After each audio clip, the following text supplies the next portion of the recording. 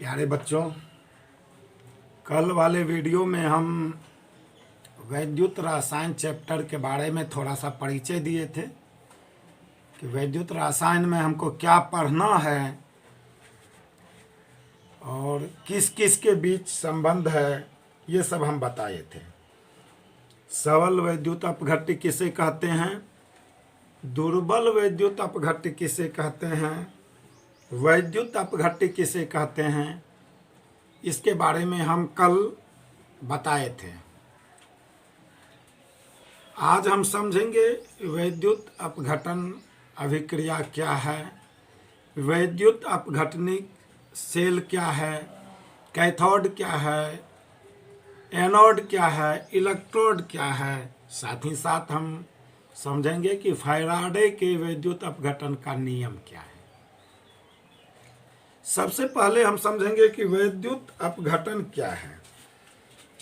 वैद्युत अपघटन क्या है, इसको समझेंगे कि जब किसी यौगिक के द्रवित या जलीय विलयन में विद्युत धारा प्रवाहित की जाती है तो वह यौगिक अपघटित हो जाता है, यानी वह यौगिक टूटता है।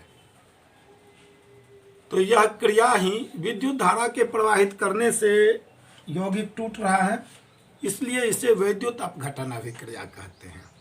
तो वैद्युत अपघटन अभिक्रिया हम कह सकते हैं कि जब किसी यौगिक के द्रवित या जलीय विलयन में विद्युत धारा प्रवाहित करते हैं तो वह यौगिक अपघटित हो जाता है। यह क्रिया वैद्युत अपघटन अभिक्रिया कराई होती है। तो वैद्युत अपघटन अभिक्रिया किसी बर्तन में, विलयन को तो किसी बर्तन में रखेंगे, तो वैद्युत अपघट्य पदार्थ को जिस बर्तन में रखा जाता है, ठीक है, वैद्युत अपघट्य पदार्थ के विलयन को जिस बर्तन में रखा जाता है उसे वैद्युत अपघटनी सेल कहते हैं। अब वैद्युत अपघटनी सेल किस तरह से बना होता है उसको थोड़ा सा समझ जाते हैं। तो वैद्युत अपघटनी सेल क्या होता है, जिस बर्तन में अभिक्रिया कराई जाती है तो उसे तो वैद्युत अपघटनी सेल कहते हैं, यानी इलेक्ट्रोलाइट सेल कहते हैं। इस सेल के अंदर होता है दो धातु का प्लेट जो है ना रखा जाता है। दो धातु का प्लेट रखा जाता है। वह जो दो धातु का जो छड़ है जो विद्युत अपघटनी सेल में रखा जाता है वही हमारा इलेक्ट्रोड कहलाता है। दो छड़ रखा जाता है, इलेक्ट्रोड कहलाता है वही दो छड़।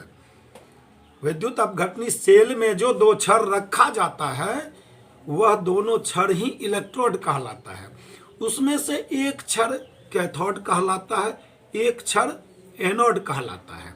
तब किसको कैथोड कहेंगे और किसको एनोड कहेंगे। तो यहाँ हमारा क्या होता है कि जब उस छड़ को विद्युत धारा से, तो विद्युत से तो उसको कनेक्ट करेंगे, तो हम उसको किसी बैटरी से कनेक्ट करते हैं। तो जिस छड़ को बैटरी के धन ध्रुव से जोड़ा जाता है उसे एनोड कहते हैं। क्या कहते हैं, जो विद्युत अपघटनी सेल में जो छड़ लगा रहता है तो छड़ को बैटरी से कनेक्ट करते हैं। तो छड़ के, जिस छड़ को हम बैटरी के पॉजिटिव यानी प्लस वाले से जोड़ते हैं तो उसे एनोड कहते हैं, समझे।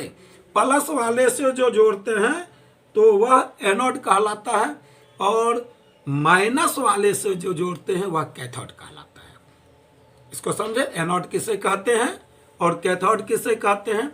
तो बैटरी से छड़ को जिस अगर धन ध्रुव से जोड़ा जाता है, पॉजिटिव वाले से जोड़ते हैं तो वह एनोड कहलाता है और निगेटिव वाले से जोड़ते हैं तो वह कैथोड कहलाता है। एनोड कैथोड समझे नहीं, इसको ध्यान से समझिए कि एनोड किसे कहते हैं और कैथोड किसे कहते हैं। विद्युत अपघटनी सेल में दो छड़ जो डुबाते हैं उस विलयन में, उस दोनों छड़ को हम इलेक्ट्रोड कहते हैं। उस दोनों इलेक्ट्रोड में से एक एनोड कहलाता है। तो एनोड क्या है, बैटरी से जो धन ध्रुव से जोड़ा जाता है यानी प्लस वाले से जिसको जोड़ते हैं वह एनोड कहलाता है और माइनस वाले से जिसको जोड़ते हैं वह कैथोड कहलाता है।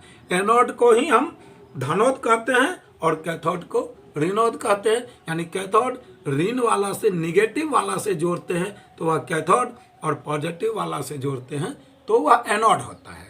ठीक है, यही क्रिया होती है। तो कुछ पदार्थ कैथोड पर जमा होता है और कुछ पदार्थ एनोड पर जमा होता है, समझे। इस तरह से विद्युत अपघटन क्रिया होती है। ठीक है, कोई सवाल? ठीक है, आगे देखते हैं।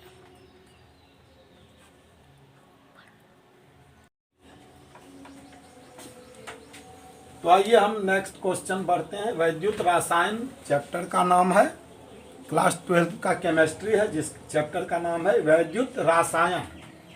तो आज का हमारा क्वेश्चन है कि फैराडे के वैद्युत अपघटन के नियमों को लिखकर समझाइए। माइकल फैराडे ने वैद्युत अपघटन संबंधी कुछ प्रयोग किया था। उस प्रयोग के आधार पर दो नियम दिए, जिसे फैराडे का वैद्युत अपघटन नियम कहते हैं। वैद्युत अपघटन के संबंध में माइकल फैराडे ने दो नियम दिए हैं, जिन्हें फैराडे का वैद्युत अपघटन नियम कहते हैं, जो निम्न है। पहला नियम क्या है? वैद्युत अपघटन में प्रत्येक इलेक्ट्रोड पर मुक्त होने वाले पदार्थ की मात्रा विलयन में प्रवाहित होने वाली विद्युत धारा के परिमाण के समानुपाती होता है। पहला नियम क्या है? वैद्युत अपघटन में प्रत्येक इलेक्ट्रोड पर मुक्त होने वाले पदार्थ की मात्रा विलयन में प्रवाहित होने वाली विद्युत धारा के परिमाण के समानुपाती होती है। ठीक है, इस नियम को समझिए कि क्या क्या है। मान लिया कि किसी विलयन में C एम्पियर की धारा 30 सेकेंड तक प्रवाहित की जाती है। ठीक है, किसी विलयन में C एम्पियर की विद्युत धारा 30 सेकेंड तक प्रवाहित की जाती है और इसके कारण M ग्राम पदार्थ मुक्त होता है, तब M समानुपाती C गुना T, या M बराबर ZCT, जहां Z विद्युत रासायनिक तुल्यांक है। अब यह विद्युत रासायनिक तुल्यांक क्या है, इसको समझना है। विद्युत रासायनिक तुल्यांक के बारे में थोड़ा सा जानेंगे हम।